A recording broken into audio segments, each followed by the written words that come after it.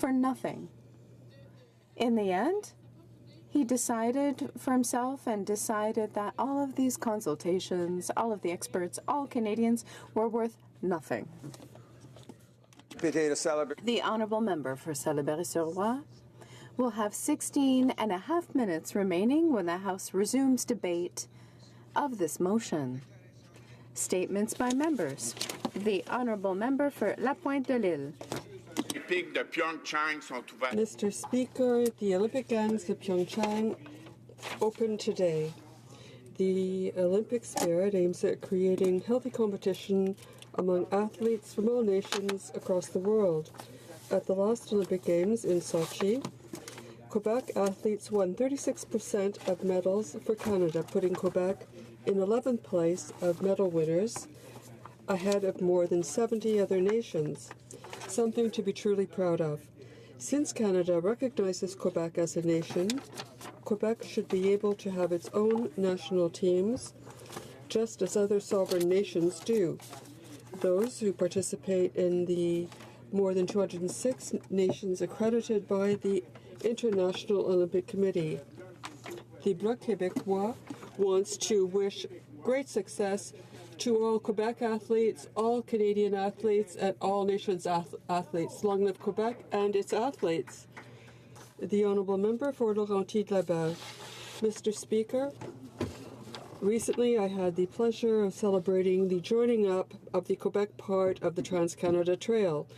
The trail runs through my riding of Laurentides-Labelle and is a source of pride. Thanks to the Canadian government's assistance in maintaining and improving this essential infrastructure, thousands of residents and visitors can take advantage of direct access to the longest trail in the world.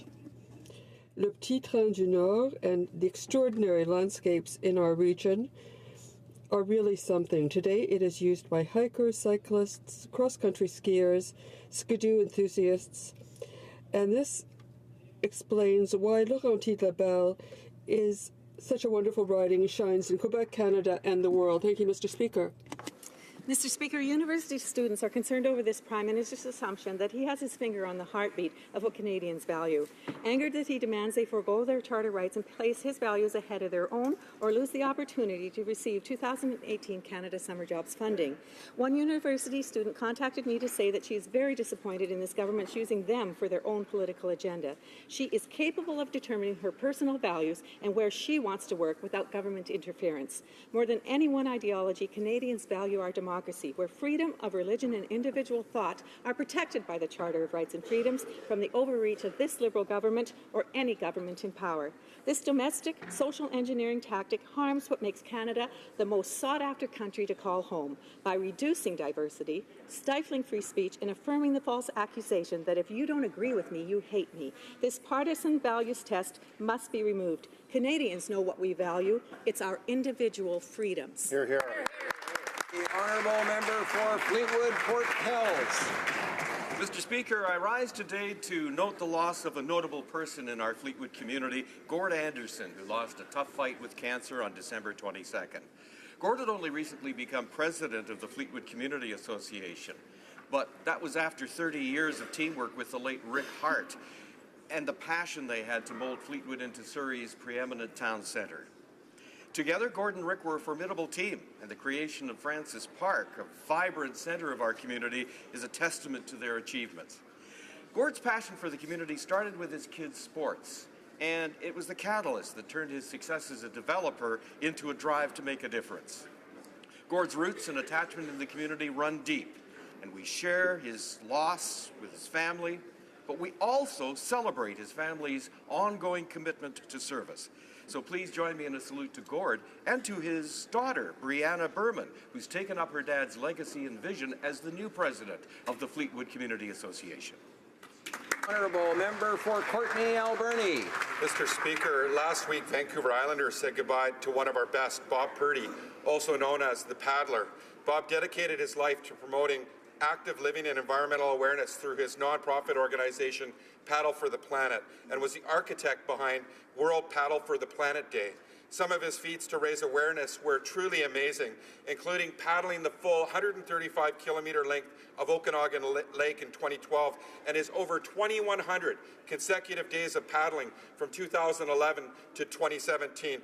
Along with the Canadian Coast Guard, the good people of Tofino said goodbye to Bob with a proper waterman send-off and a rally to support his wife at Mackenzie Beach. I encourage everyone to share #GoBecauseYouCan and to seek out the award-winning documentary, The Paddler, which beautifully showcases what Bob stood for and how he inspired those around him. From the bottom of my heart, thank you, Bob. Your legacy will continue to change the world one paddle at a time. The honourable member for Etobicoke Lakeshore. Mr. Speaker, I rise today to honour one of Canada's leading law firms as it celebrates its centenary.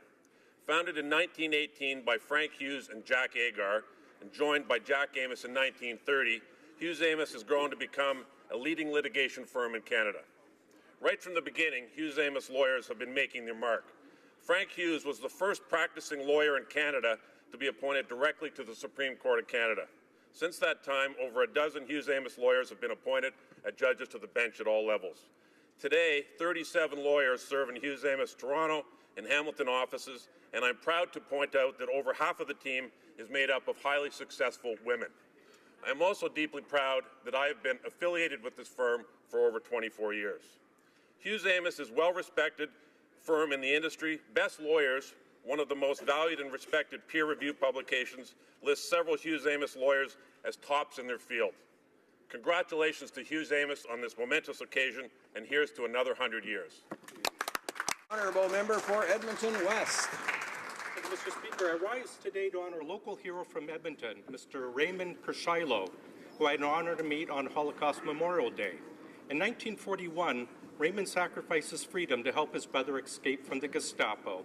He was sent to Auschwitz concentration camp, where he was known as prisoner 12623. After 4 years, he became one of the longest surviving prisoners in Auschwitz and Birkenau. Freed by U.S. troops on the Buchenwald Death March, he was down to just 90 pounds. He came to Alberta with his wife in 1949 and started his long service to his community.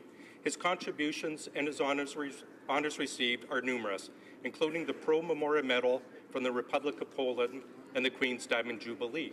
Despite all the horrors he endured, he harbors no hatred in his heart, and he told me that he is in fact a lucky man who never lost his faith in God. He serves as a lesson to what it means to live honorably and to find strength in the darkest of places. Mr. Persilo, thank you for your service in Alberta and for showing where there is faith, there is hope. Thank you. The honourable member for Pontiac. Monsieur le Président. Mr. Speaker, this week, along with the Quebec Forestry Minister, Luc Blanchette, I had the opportunity to take part in Paper Week 2018. Pontiac and Gatineau valleys, covering our landscape and interrupted only by farmers' fields and logging towns such as Maniwaki, Fort Coulonge, Bois-Franc, L'Eau, Partage du Fort, and so many others. With government support, Canada's forest bioeconomy is evolving new industries, investing in research, developing products and markets, and creating economic opportunities for Indigenous and rural communities. Today, Mr. Speaker, trees are transformed into bioplastics, jet fuel, food additives, proving just how innovative the forest sector can be. I'm proud of our forestry heritage, which has helped build our country and the Pontiac, an industry which is constantly reinventing itself and innovating in order to continue to thrive. Prescott Russell. Swoosh to the left, swoosh to the right. Canada's going to fight, fight, fight. Mr. Speaker, I rise today to wish Canadian Olympians from my riding the best of luck at the 2018 Winter Olympic Games in Pyeongchang. Bonne chance à Valérie Grenier, Geneviève Lacasse. Good luck to Valérie Grenier, Geneviève Lacasse, and others. Canadians will watch our athletes compete with teams from all over the world. They will wear and fight for the maple leaf, and I'd like to thank the parents, communities, coaches who have supported our athletes. All those who worked so hard to make sure that our people can compete. This is an occasion for all countries to get together to celebrate competition, friendship, and fairness. Valérie, Geneviève, Vincent, we're so proud of you. North Okanagan Shuswap. Thank you, Mr. Speaker. Trade seems to be a real challenge for this Prime Minister. First, it was softwood lumber trade. In 2016, we were promised a framework within 100 days. Now, nearly 2 years later, the PM's framework is nothing more than broken toothpicks. Then there was NAFTA, where he conceded to a rewrite even before being asked. Who knows what he was trading in the Caribbean vacation, and what did we get in return? A $200,000 tab paid by Canadian taxpayers. Not such a great deal. Now there's a trade war breaking out between two friendly provinces in the West, and this Prime Minister fails to act like a national leader in the national interest. Instead, he flies to California to celebrate sunny days while we learn that 88,000 jobs, Canadian jobs, were lost in January. There is a trade trend with this Prime Minister, and it is not a good one. Can we finally trade this Prime Minister off before he delivers another trade disaster? Yeah. Honourable member for Northumberland, Peterborough South. Mr. Speaker, I rise today to recognize a community in my riding that has been dealt some difficult blows of late. But I want to acknowledge their amazing spirit in the face of adversity. When the village of Orono learned, through no fault of their own, that they may be losing some key services, for example, their only bank and their LCBO, they came together as a community just 2 nights ago.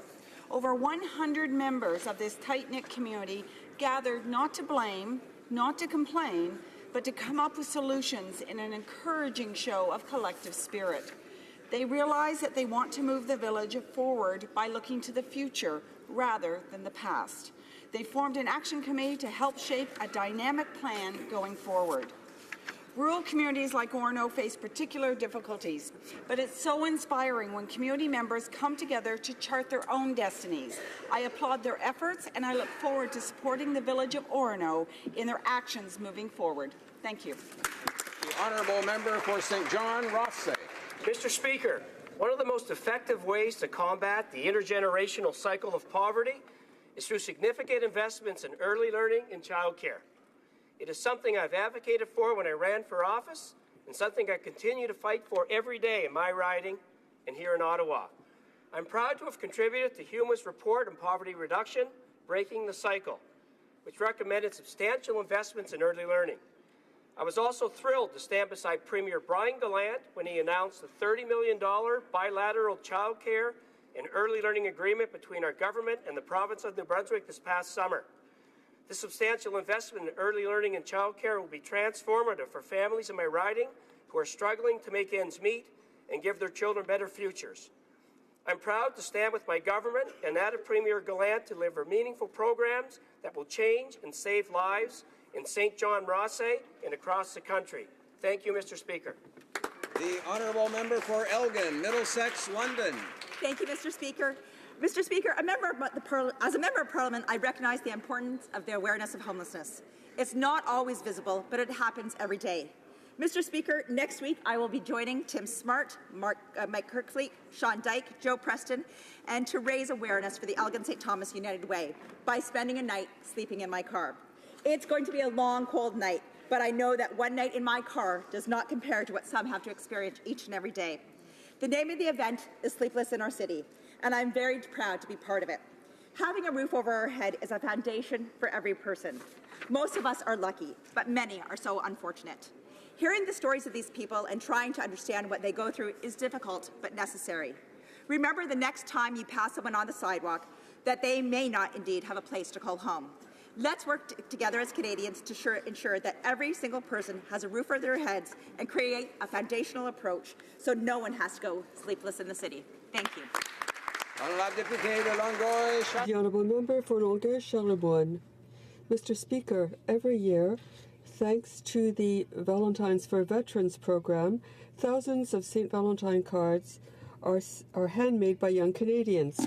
Of the Greenfield Park Lions Club and the artistic talents of the students of Greenfield Park Primary International School, over 60 veterans in Longueuil-Charlebourne will be receiving beautifully handmade cards for Valentine's Day this year. J'ai eu la chance. I was able to read some of the cards addressed to our veterans.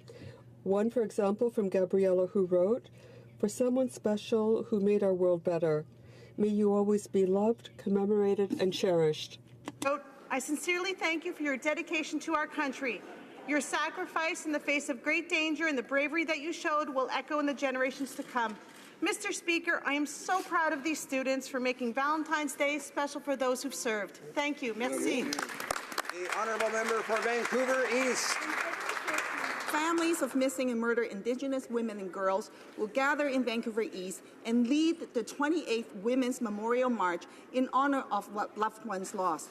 Since the 70s, over 900 Indigenous women and girls have gone missing from the downtown east side or have been killed. For decades, community and family members have been working day and night to get justice for their loved ones. Today, I want to acknowledge my constituent, Lorelei Williams. As a family member, she turned her grief to action and founded Butterfly in Spirits, a dance group to empower Indigenous women and girls. Lorelei won the Samara Everyday Political Citizen Award for her tireless advocacy and her frontline work.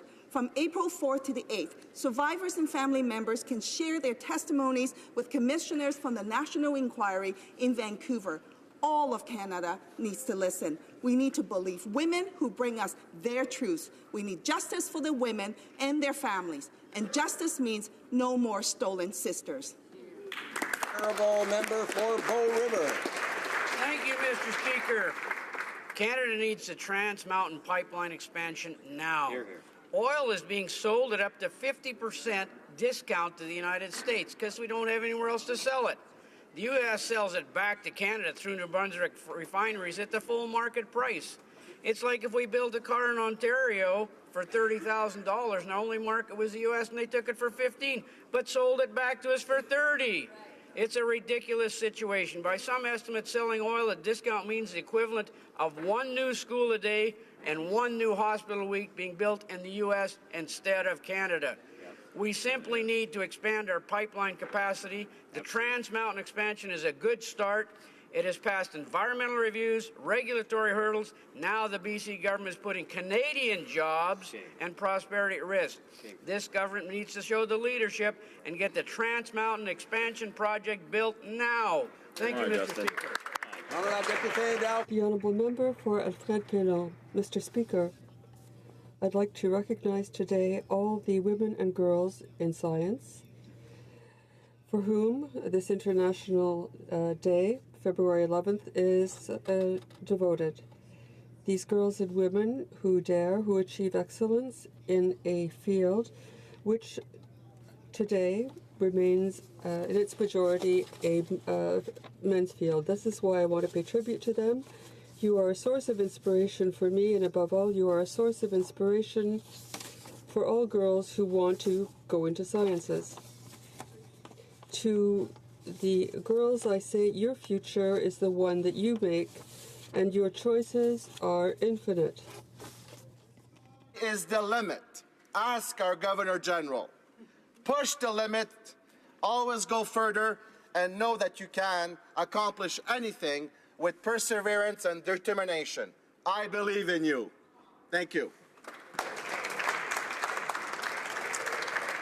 Questions orales, oral questions. The honourable member for Lakeland. While the Alberta-BC dispute keeps escalating and Canadians are paying the price. The Trans Mountain expansion is in the national interest because it will create tens of thousands of jobs, add billions to the economy, and help fund important social programs. But all of it's at risk because the Prime Minister is on a vanity tour instead of doing his job to champion this federally approved pipeline. What exactly are the Liberals going to do to get this pipeline built? Honourable Parliament Secretary to the Minister of Natural Resources. Thank you, Mr. Speaker. As I said yesterday, the decision we took on Trans Mountain expansion was the right decision based on facts and evidence and what is in the national interest. Last week, the Prime Minister indeed was in Alberta and BC defending this important project. We look forward to working with every province and territory to ensure a strong future for Canadians, but the facts and evidence do not change. This project will diversify our export markets, be built with improved environmental safety, and ensure a strong future for all Canadians. We will not allow any province to impinge the federal jurisdiction over national interests. Thank you. Honourable member for Lakeland. Mr. Speaker, it's just all talk from them. The Natural Resources Minister claims he won't accept any unusual or unnecessary delays, but construction should have started in November. Right. Every day is a delay worth millions of dollars. Every day is a delay worth thousands of jobs. The Liberals know full well all of the tools available to get the Trans Mountain expansion built. If blatant stalling tactics, a full-blown interprovincial trade war, and more than a year without shovels in the ground isn't an unusual or unnecessary delay, what is? Parliament Secretary to the Minister of Natural Resources. Mr. Speaker, as we said, we approved the Trans Mountain expansion project. It was the right decision, and we stand by that decision. Just last week, the Prime Minister was in Alberta and BC defending that decision. The pipeline will create thousands of good-paying jobs for Canadians, middle-class jobs, which will help grow our economy and get our exports to market. Thank you. For Lakeland. So, Mr. Speaker, the Liberals should actually do something about it. Kinder Morgan says the Trans Mountain delays aren't normal or insignificant, and everything is on hold. The attempts to stop this project will just keep coming. The Liberals need to stop repeating the same empty lines like that. Yes. Clearly, federal approval from these Liberals means absolutely nothing. The Prime Minister just keeps saying this pipeline is going to get built. So can the Minister confirm on what date will construction start? Parliament Secretary to the Minister of Natural Resources. Mr. Speaker, let me be clear. Any decision by the BC government to limit the flow of bitumen would be outside of the province's jurisdiction. We approved a federally regulated pipeline. We stand by that decision. The pipeline will create tens of thousands of good-paying jobs across the country. It will help grow our economy. It will help get our oil off the West Coast and into expanded markets. We stand by that decision. Thank you, Mr. Speaker. Honourable member for Louis Saint-Laurent. Mr. Speaker, the crisis around the Trans Mountain Pipeline project is increasingly concerning. The more time passes, the worse it gets. We're talking about millions in lost investments every day and millions of dollars in lost income for Canada. These two provinces are bickering, and the role of the Prime Minister is to show real leadership. His role is to take the bull by the horns and ensure that things get done. All he said yesterday was, don't worry, it'll get done. So, Mr. Speaker, can someone in this government tell us on what date will this project go forward? The Honourable Parliamentary Secretary to the Minister of Natural Resources. Speaker, as I said a moment ago, we made the right decision on the Trans Mountain expansion project. That project will create tens of thousands of good-paying jobs for Canadians across the country. It will get our export product to other international markets, and any decision that any province would make, the BC government particularly, to limit the flow of bitumen would be outside of the province's jurisdiction. We stand by our decision, Mr. Speaker. Honourable member for Louis Saint-Laurent. Well, not much of an answer concerning the date. But the truth is simple, Mr. Speaker. We all know that the Prime Minister of Canada doesn't like Canadian oil. That's the problem. When President Obama said no to Keystone XL, the Liberals said, well, we understand. When Energy East was dropped, he said, well, that's fine. And now, he's just sitting there. He's not directly intervening. And worse, 1 year ago in Alberta, he said it's time to phase it out. He said it's time to phase out Canadian oil. That doesn't make sense. When will the Prime Minister stand up for all Canadians? Parliamentary Secretary. Mr. Speaker, we will take no lessons from the party opposite in terms of energy projects. We have done more to support the Canadian energy sector in the last 2 years than the former Harper government did in 10. As I said a moment ago, we approved a nationally regulated project. The project will create tens of thousands of good-paying jobs across the country. We stand by our decision. Thank you, Mr. Speaker. Honourable member for Berthier-Masquinongé. Mr. Speaker, the Prime Minister met with the CEOs of Amazon and eBay yesterday. And it's no secret that these web giants would rather have a very high threshold for taxing Internet products. But the chair of the Quebec Retail Commerce Council warned that substantially increasing this limit would be totally catastrophic for small Canadian businesses who were already competing with Amazon and eBay. Does the government intend to increase this threshold as the CEOs requested? Yes or no? Secretary of Parliament. The Honourable Parliamentary Secretary to the Minister of Heritage. Mr. Speaker, the Prime Minister has been very clear on this. We made a promise, and we intend to keep it. We recognize that in the long term, we need to have an overall solution to deal with the issue of taxing digital platforms. We won't do things in a piecemeal approach. For Vancouver Kingsway. Mr. Speaker, Canadians are well aware of the many unreasonable demands being made by the Trump administration at the NAFTA table. But we now know an astronomical increase in the duty-free exemption for U.S. exports is one of the items on Trump's wish list. This means one set of tax rules for tech giants and real damage to Canadian retailers. So my question is simple. Will the Liberals stand up for Canadian businesses, or will they cave in to Donald Trump's threatening demands? The Honourable Parliamentary Secretary to the Minister of Finance. Thank you, Mr. Speaker. We're committed to ensuring that Canada's tax system is fair and supports the objective of an economy that works for everyone. In that vein, Finance Canada regularly assesses this tax system to ensure that it's fair, that it's efficient, that it's fiscally responsible. Our tax fairness measures are focused on looking at our tax system to ensure it better supports the middle class, including increasing taxes on the wealthiest Canadians so that we can cut them for the middle class. Thank you, Mr. Speaker. For Vancouver Kingsway. Well, speaking of unfairness, Liberals' medical cannabis tax is misconceived, damaging to public health, and unfair.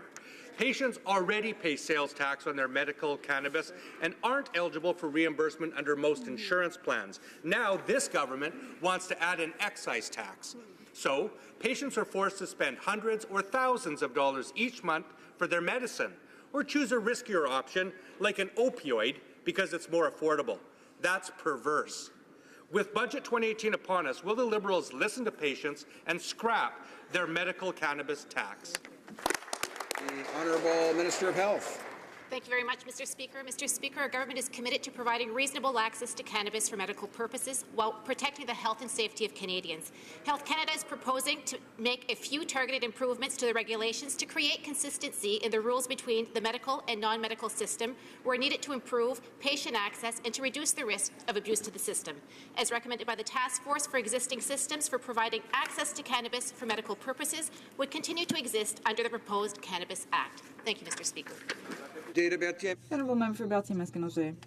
Mr. Speaker, there's still a lot of snow outside, but summer is just a few months away. And yet the government is still remaining very cryptic when it comes to the date of legalizing cannabis. Thousands of Canadians continue to be hampered by criminal records for simple possession. We find this completely unfair. So can the government reassure these Canadians that after legalization they will be given pardons? This affects thousands of Canadians with criminal records. The Honourable Minister of Public Safety. As the Honourable Member has pointed out, this is a major transformational change that is taking place in Canadian law, and that must proceed in an orderly fashion. The issue with respect to outstanding criminal records is one that we are examining in the context of overall pardon review. No decisions at this point have been taken, but that review is ongoing, and I take her point as a very strong representation. Honourable Member for Calgary-Midnapore. Mr. Speaker, we are on the verge of seeing yet another essential Western Canada project face failure thanks to the lack of leadership by this Prime Minister. Trans Mountain Pipeline would create thousands of jobs and add billions of dollars to our economy. We lost jobs when Energy East walked away as a result of the Prime Minister's deliberate regulatory game playing. Pipelines don't build themselves. When will he take action and ensure Trans Mountain moves forward? Parliament Secretary to the Minister of Natural Resources. Thank you, Mr. Speaker. Indeed, we have taken action as opposed to the 10 years of inaction by the former Conservative government.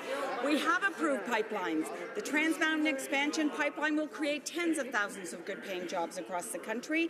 It will get our resources to market in a sustainable way. Mr. Speaker, we stand by our decision on the federally regulated pipeline and look forward to the next question. Thank you, Mr. Speaker. For Grand Prairie, Mackenzie. Thank you, Mr. Speaker. It's going to take more than wishful thinking to get Trans Mountain built. Yes. This Prime Minister's inaction has escalated this trade dispute between Alberta and British Columbia, costing jobs in both provinces. Yeah.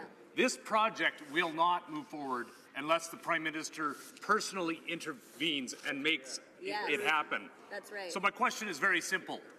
On what date will the Prime Minister guarantee that all legal impediments will be removed to allow construction to begin? Great question. Honourable Parliamentary Secretary to the Minister of Natural Resources.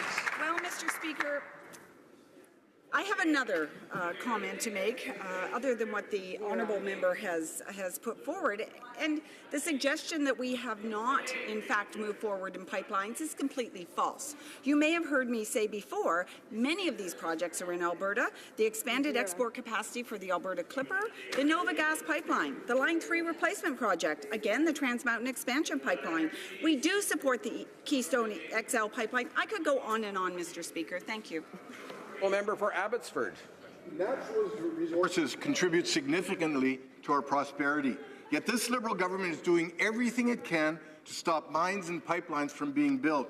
Yesterday, the government tabled legislation that will put even more obstacles in the way of these projects. More uncertainty, less transparency than ever before.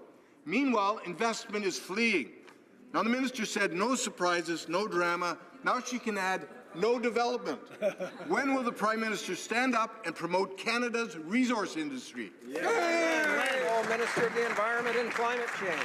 Mr. Speaker, I'm delighted to that the Prime Minister announced yesterday with Salesforce $2 billion investment in Canada.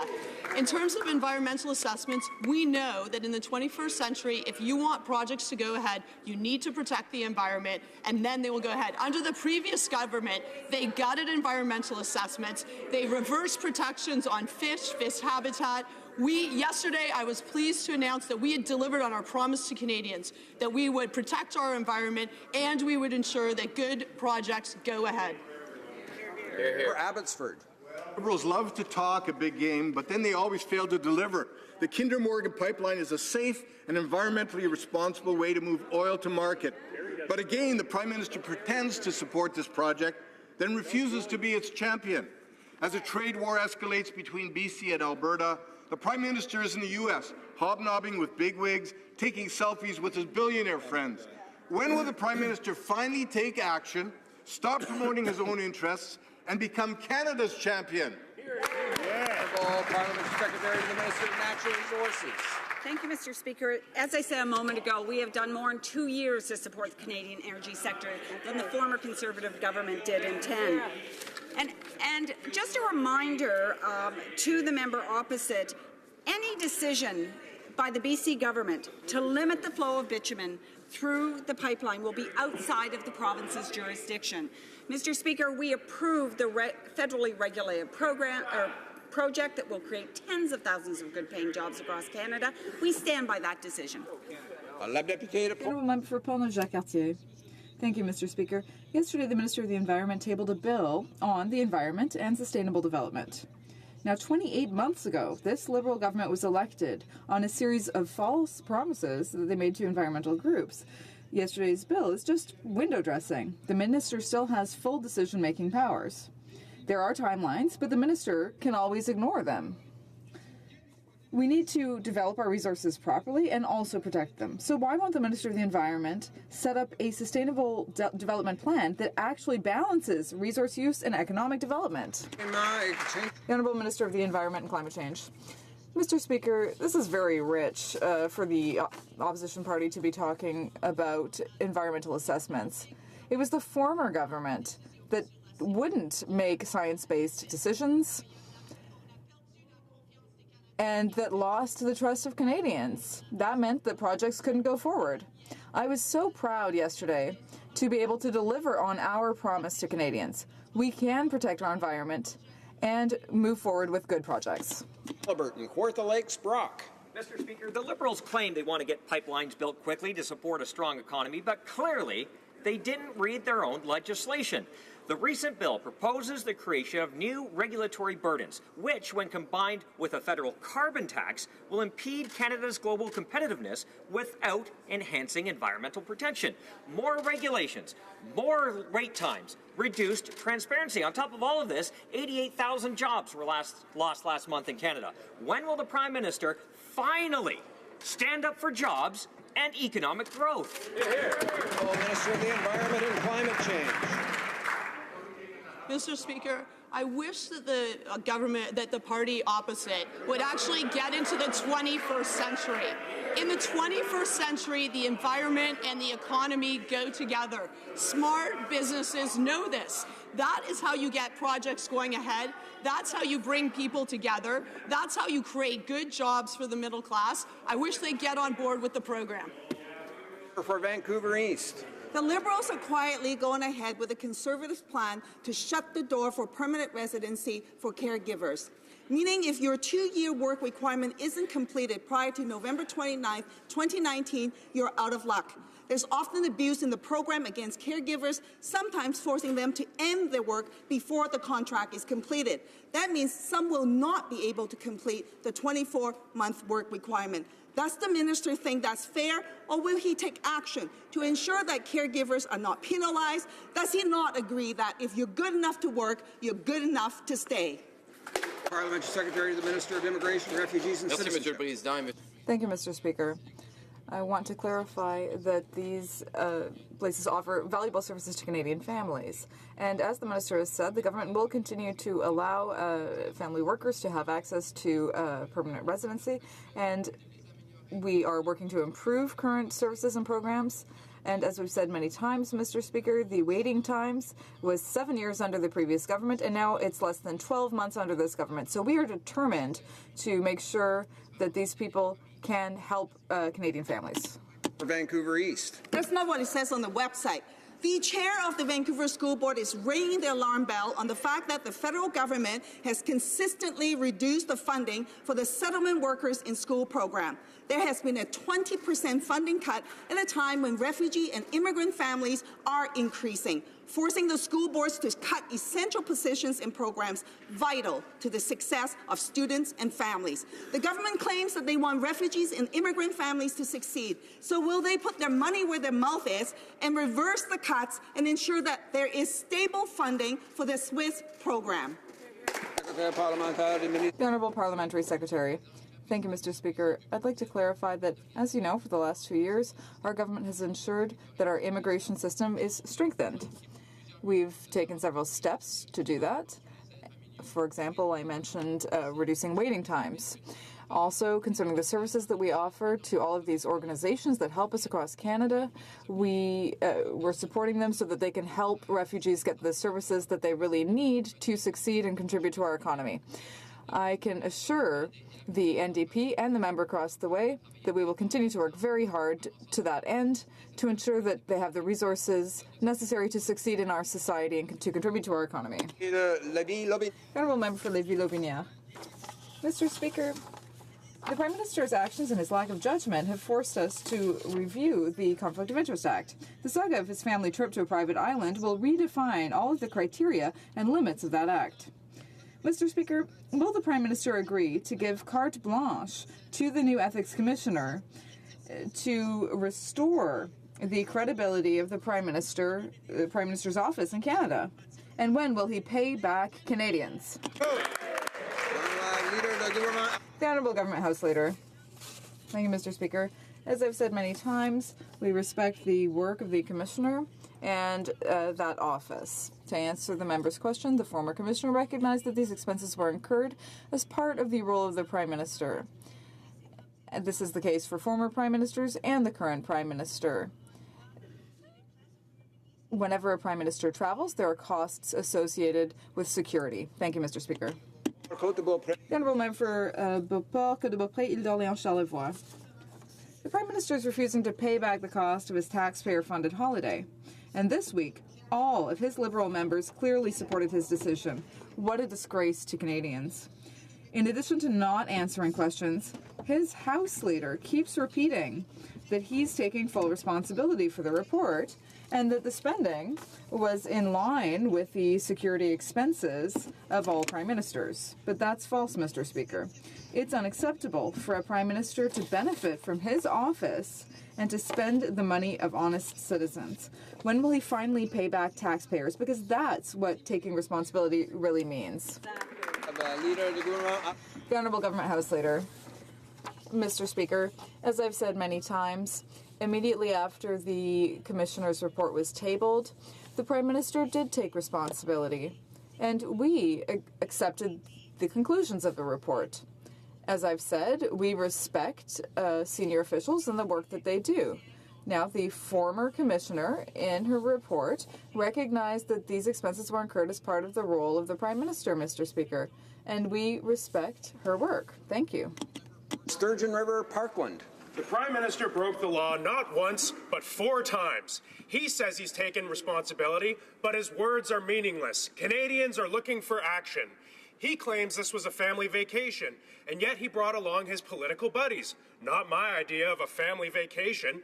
His illegal trip cost taxpayers $32,000 for jets and over $1,700 to wine and dine his political buddies. Will the Prime Minister do the right thing and pay the money back? Hear, hear. Honourable Government House Leader. On numerous occasions, the former Commissioner in her report acknowledged that these costs are incurred as part of the role of the Prime Minister, and this was the case for past Prime Ministers. Security agencies make recommendations, we take their expertise, and we accept their recommendations. We respect the work of the Office of the Commissioner of Ethics, and we will continue to work with her office. Thank you, Mr. Speaker. For Barrie, Innisfil. Mr. Speaker, the Trudeau report found the Prime Minister had violated 4 sections of the Ethics and Conflict of Interest Act. The Trudeau report also found the Prime Minister took an illegal vacation and billed Canadian taxpayers $200,000. The entire Liberal caucus voted against the Prime Minister being held accountable for his actions. What it means, Mr. Speaker, is that it's now an open buffet for Liberal entitlement and corruption. Why can't the Prime Minister just respect hardworking Canadians and pay back that $200,000? Honourable Government House Leader. Mr. Speaker, to directly respond to the member's question, the former Commissioner has acknowledged that these costs are incurred as part of the role of the Prime Minister, as was the case for former Prime Ministers, Mr. Speaker. As I have also said, it was the Conservatives that demanded that an investigation take place. Now that the investigation has concluded and the report has been released, they refuse to accept its conclusions. We on this side respect the work of officers of Parliament. We accept its findings. Thank you, Mr. Speaker. Honourable Member for Nanaimo, Ladysmith. Gabriola Island opposes new freighter anchorages proposed off our shores. For Wyoming coal to China, 0 local benefit. Our Chamber of Commerce, local governments, fishermen all say bulk anchorages threaten community and the sensitive ecology of our coast. Liberals promised no projects without social license, promised reports and consultation that are missing. And now that habitat protection has been restored to the Fisheries Act, it reveals this review was faulty.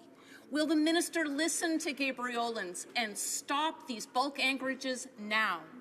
The Honourable Parliamentary Secretary to the Minister of Fisheries and Oceans. Mr. Speaker, our government is pleased to be delivering on our promise to restore lost protections and incorporate modern safeguards into the Fisheries Act.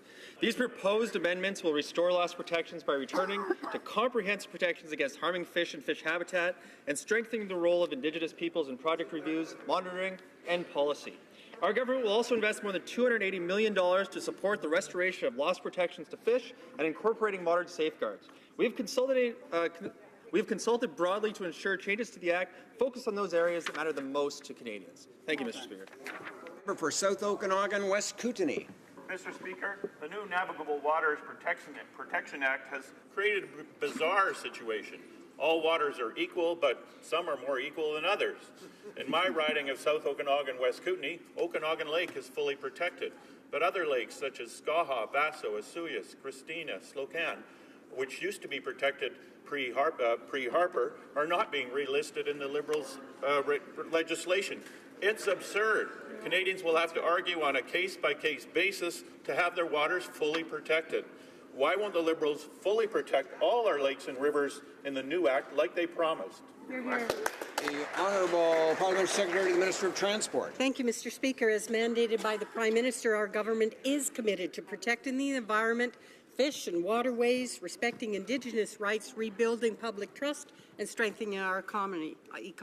In addition, a new, more inclusive approach to the schedule would provide a greater level of oversight for navigable waters that are most important to Canadians and to Indigenous peoples, including eligible heritage rivers and our longest wild and free-flowing rivers. Over the next few months, Transport Canada will be engaging with Canadians on this new process. Thank you, Mr. Speaker.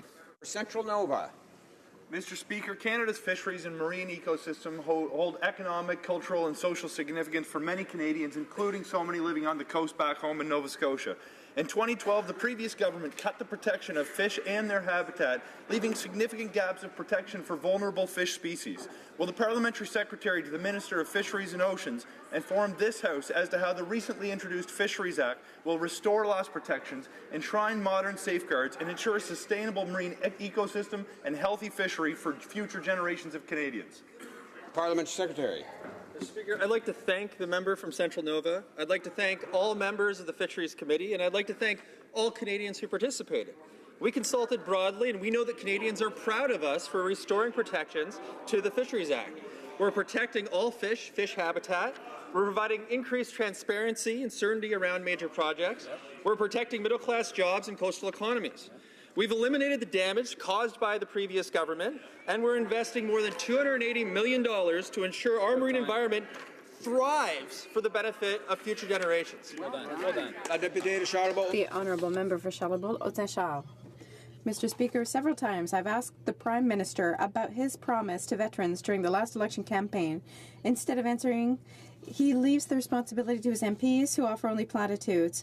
Veterans who have sacrificed themselves feel abandoned and forgotten. Will the Prime Minister show a little heart and tell us in the House today if he will finally keep his promise and stop fighting our veterans in court? They've suffered enough. The Honourable Parliamentary Secretary to the Minister of Veterans Affairs. We have committed to supporting the health of veterans and their families. Changes to the new Veterans Charter offer.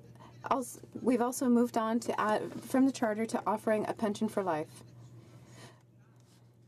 We wish to recognize their suffering and pain and offer additional compensation to those who need help to reestablish themselves, which represents 90% of the salary of soldiers who have been discharged. We work closely with our veterans and we appreciate them. First, Moose Mountain. Mr. Speaker, we know that the Prime Minister has already broken his campaign promise to stop fighting veterans groups in court. As if that wasn't bad enough, he then had the audacity to look a wounded veteran in the eye and tell him that veterans are asking more than his government can afford to give. How can the Prime Minister justify spending taxpayers' dollars on his personal vacations when he can't even support the veterans who have sacrificed so much for him to have that privilege in the first place? Yeah. Parliament Secretary to the Minister of Veterans Affairs. Order. Monsieur le Président. Mr. Speaker. Veterans is a priority. That is why we've committed to a promise for pension for life option, a plan designed to help veterans live a full and productive life post-service. Our new pension for life is monthly payable. It is recognizing pain and suffering, tax-free, and provides income replacement supplement at 90% of a veteran's pre-release salary. The Conservatives had 10 years, Mr. Speaker, to make changes to the veterans that they were asking for. They did nothing. They closed offices, cut budgets, and ignored the voices of our veterans. We will not. The Honourable Member for Mégantic-Lérable. Mr. Speaker. Will be directly impacted by Canada's new food guide. Experts, including physicians, are concerned that the proposed change to the Canadian food guide are based on ideology rather than on good science. Why are the Liberals refusing to hear from farmers and producers in both the Health and Agri Committee? Why did all the Liberals members on the Agri Committee turn their back Wednesday on the very ones they're supposed to serve? When will someone on the other side finally stand up for our farmers? The Honourable Minister of Health. Order. Mr. Speaker, our government is committed to protecting the health and safety of Canadians and protecting an environment that makes the healthy choice the easier choice. Over 70 years, Canada's Food Guide has been Canada's most trusted source of information on healthy eating. As a part of the Healthy Eating Strategy, work to update Canada's Food Guide is well underway, and we are engaging with Canadians, experts, and stakeholders. Health Canada is committed to using the best available evidence in making the decision. And today, I look forward to making an announcement this afternoon on our Healthy Eating Strategy. Thank you very much, Mr. Speaker. No farmer or producer was involved in this reform. The multi-party agricultural caucus, led by the Liberal MP for Tobic-Matakwak, heard from Dr. Samis this week. Many of us heard from him. He is an eminent specialist, a heart surgeon, who clearly showed that the new food guide is based on ideology instead of science. Unfortunately, on Wednesday, the Liberal members of the Standing Committee on Agriculture refused to hear what agricultural producers had to say. They who wrap themselves up in the virtues of science, why do they refuse to hear what our producers have to say? The Honourable Minister of Health. Thank you, Mr. Speaker. Our government will protect the health of Canadians and make sure that the guide proposes correct choices. The food guide is part of the Healthy Eating Guide, or Healthy Eating Strategy. We are working with all Canadians and experts. Health Canada commits to using the best data available when making decisions regarding the food guide. Thank you, Mr. Speaker. Mr. Speaker, in the election, the Liberals said they believe the Government of Canada has a sacred obligation to Canada's veterans. In fact, they voted in favour of an NDP motion to the same effect. The Liberals' platform said, quote, "Veterans and their families have earned our respect and gratitude. It's time our government lived up to its sacred obligation to them. Our plan, we will ensure that no veteran has to fight the government for the support and compensation they have earned," end quote. Simple question for the Liberals. Does your government still believe that the Government of Canada has a, quote, "sacred obligation to Canada's veterans"? Parliament Secretary to the Minister of Veterans Affairs. Mr. Speaker, I'm so glad to get up today to talk about the things that we're doing to help our veterans and their families. Let me run through a few examples of some of the things that we've done in our Pension for Life. For example, a retired naval supply technician with 12 years of service and a 40% disability will receive nearly $5,000 a month in pain and suffering and income replacement benefits. Should he wish to go back to school, Mr. Speaker, he'd also be entitled to an additional $80,000 to help cover the cost of tuitions. He will also have access to career transition services and help find meaningful work in civilian life. Veterans asked for change for years. Over the last 2 years, we've delivered and we will continue to deliver to support our veterans and their families. Thank you. The Honourable Member for Salaberry-sur-Roi. Mr. Speaker, student associations, teachers support the recommendation to invest more in the post-secondary education of Indigenous students. In 2014, the population of Indigenous children went up by 30%. It is not normal that the government is maintaining a 2% cap on investment in post-secondary education. When will the Liberals keep their promise and adequately fund the post-secondary studies of First Nations?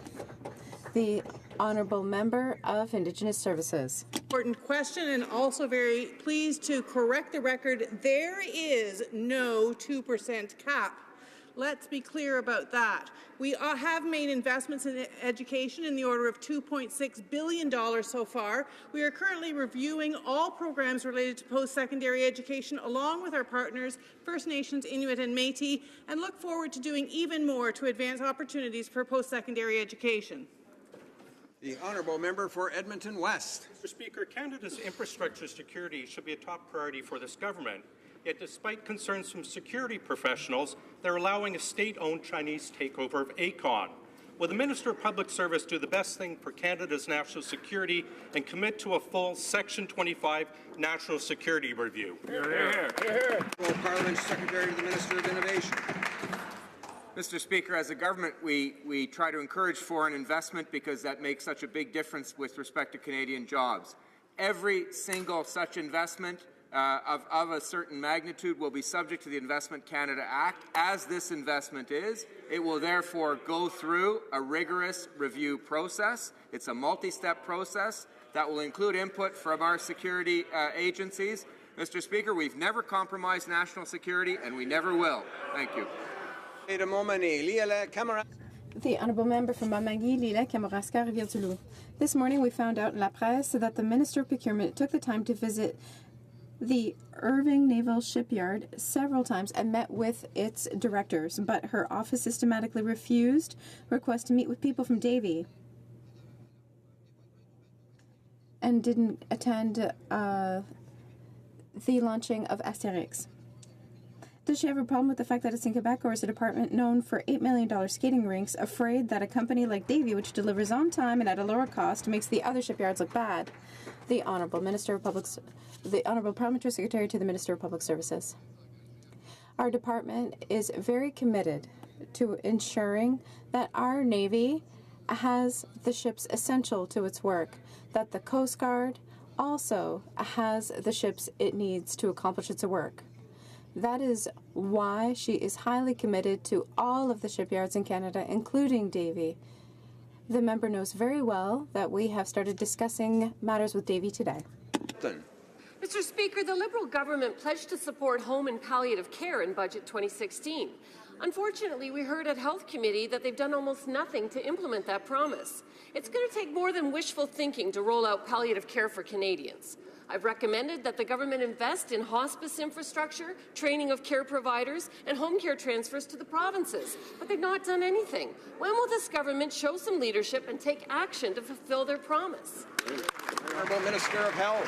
Thank you very much, Mr. Speaker. Mr. Speaker, we know that the majority of Canadians want to stay independent and receive the care they need within their homes. Quality and palliative care are critical to making this happen. In addition to the Canada Health Transfer, our government is providing $6 billion in federal funding directly to provinces and territories to better support home care, including palliative care. Mr. Speaker, our government was pleased to support Bill C-277 and look forward to working collaboratively with provinces and territories and stakeholders as we move forward. And also, Mr. Speaker, I'm in the final stages of completing some bilateral agreements with several of the provinces, and we look forward to working again with them. Thank you. Good. Honourable Member for Scarborough Agincourt. Mr.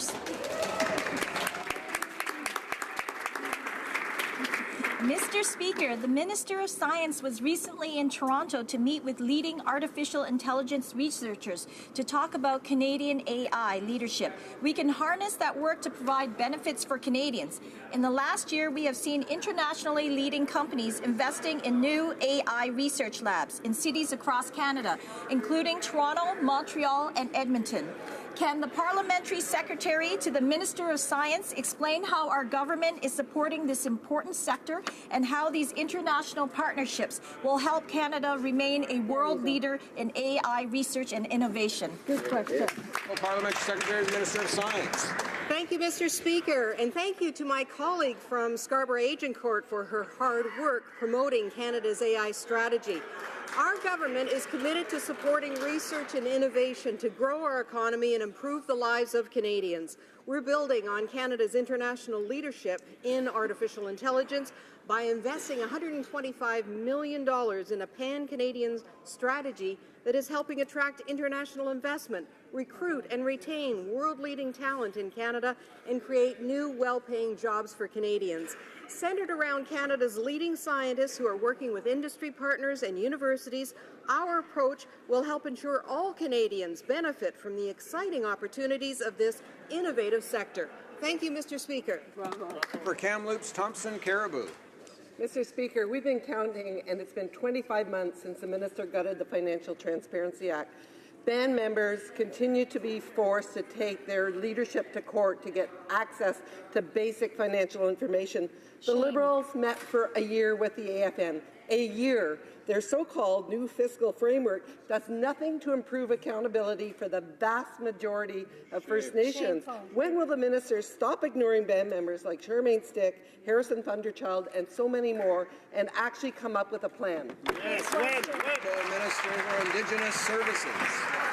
Mr. Speaker, I'm very delighted to answer this question. In fact, it gives me an opportunity to talk about a new fiscal relationship, a fiscal relationship that's based on the recognition of rights, that has a relationship with First Nations and Inuit and Métis people that is respectful. And in fact, we are doing work through the Assembly of First Nations and through other groups to make sure that our new policies will be respectful, will help to build capacity for First Nations, and will have reporting that is done in a respectful way to the appropriate people. Thank you. Member for Coquitlam, Port Coquitlam. Mr. Speaker, because of climate change, weather-related natural disasters are becoming more severe, more frequent, and more expensive. At the same time, as we take action to put a price on carbon and reduce greenhouse gas emissions, it is critical that we help communities become more resilient in the face of increased risks of flood, fire, and natural disasters. Can the Minister of Public Safety tell us what the government is doing to help communities in BC become better prepared to deal with environmental challenges? Thank you, Mr. Speaker. Good question. Well, Member for Public Safety. Mr. Speaker, my thanks to the member for Coquitlam, Port Coquitlam. Last week, we partnered with the province of British Columbia to announce over $10 million in funding for 30 projects under the National Disaster Mitigation Program. These include flood mitigation infrastructure, flood mapping, and risk assessments to help communities prepare for the risks.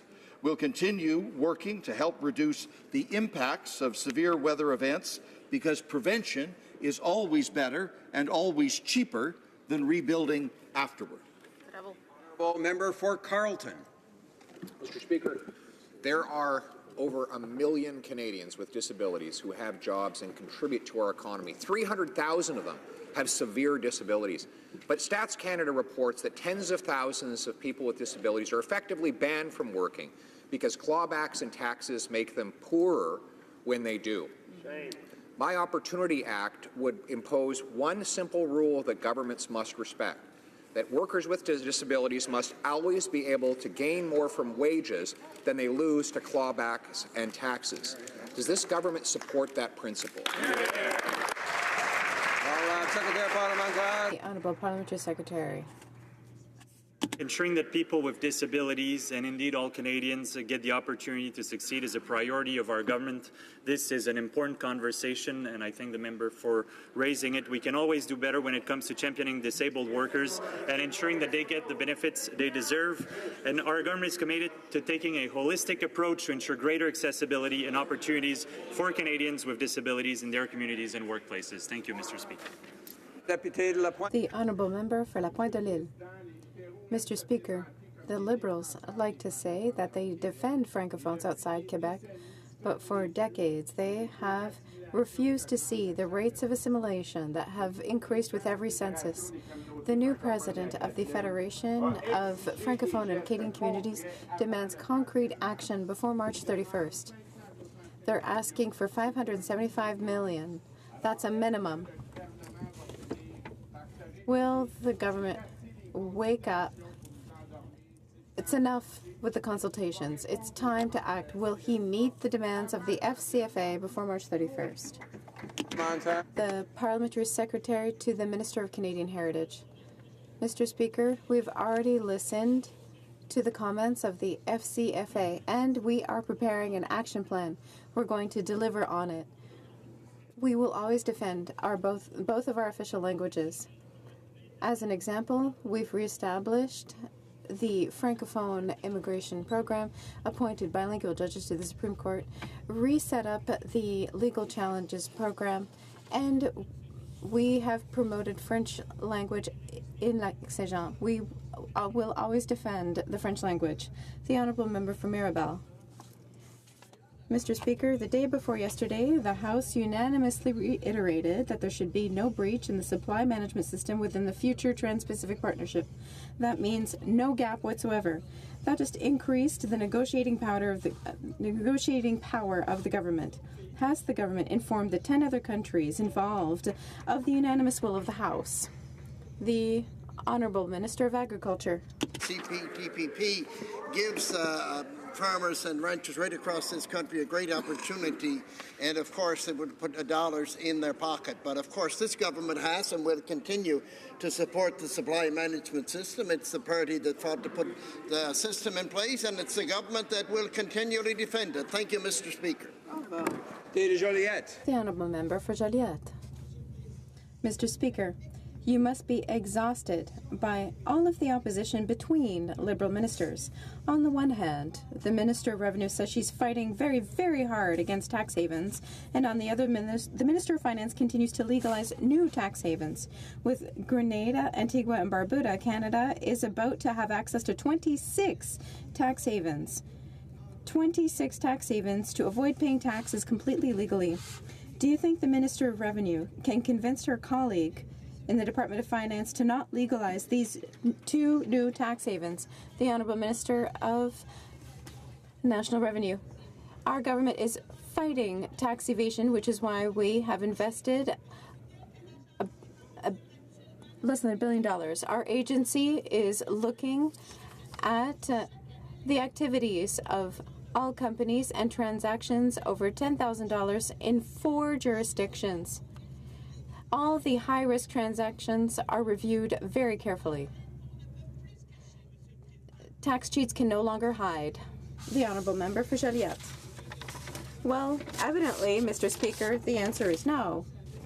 As you know, Grenada is a very special tax haven. For these empty shells, it's 0 taxes, but also 0 income tax statements and 0 annual reports. What information can the government obtain from these places? All the Minister of Finance wants is to have more tax havens where no taxes are paid. That's what we see in the briefing note provided by the government and the note on Antigua and Barbuda. Mr. Speaker, can the Minister of Finance make amends and not legalize these last 2 tax havens? The Honourable Minister of National Revenue. Mr. Speaker, let me be clear. Fighting tax evasion and abusive or rather aggressive tax planning is a priority for our government, and we are working very closely with our partners internationally. When it is a worldwide problem for which there is no simplistic solution, as my colleagues seem to think on the other side, we have had to adopt international standards regarding sharing information with our OECD partners. And now we're going to have access to more information from all of our partners through these agreements. This concludes oral questions for today. Dépôt de document. Introduction of government bills. Dépôt de projet de loi émanant du gouvernement. Introduction of government bills. Statements by ministers. Parliamentary delegations. Presenting reports from committees. Présentation de rapport de comité. Introduction of private members' bills. Dépôt de projet de loi émanant des députés. Introduction of private members' bills. Public bills. Motions. Motion. Presenting petitions. Présentation de pétitions. The Honourable Member for Kitchener Centre. Mr. Speaker, I rise today to present a petition signed by dozens of Canadian scientists, health researchers, and members of civil society working in the little-discussed field of neglected tropical diseases. These petitioners are calling on the Government of Canada to join the global movement underway since 2012 to eliminate and control NTDs by signing the London Declaration on Neglected Tropical Diseases. The petitioners call on the Government of Canada to take a leadership role in reaching the 2020 control and elimination goals outlined in the Declaration, thereby significantly improving the lives of millions of people worldwide. Thank you, Mr. Speaker. Presenting petitions, the Honourable Member for Elgin, Middlesex, London. Mr. Speaker, I am pleased to present a petition signed by residents of the riding of Avalon, Newfoundland, regarding this government's proposed attestation requiring Canada Summer Jobs Programs applicants to have the same views as the government, even though they are in contravention of the Canadian Charter of Rights and Freedoms. The petitioners call on the Prime Minister to defend the freedoms of conscience, thought and belief, and withdraw the attestation requirement for applicants to the Canada Summer Jobs Program due today. Thank you. Presenting petitions, the Honourable Member for Nanaimo, Ladysmith.